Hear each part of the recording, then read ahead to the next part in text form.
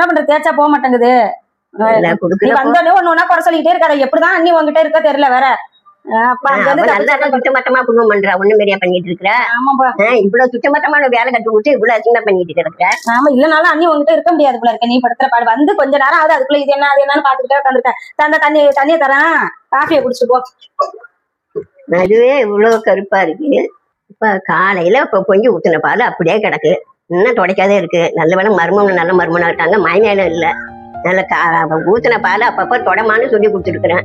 இந்த மாதிரியா போட்டுமா நான் கழுவுறேன். வருமா நான் கழுவுறேன், நீ போய் பிள்ளை பசியோட கிடக்கணும். மா பாக்கிட்டு வாங்கிட்டு வரணும், தோசையாவது ஊட்டி மருமகனை சொல்லணும்.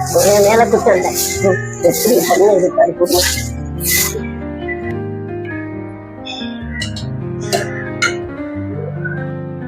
இதை ஊத்தி கழுவியாமா?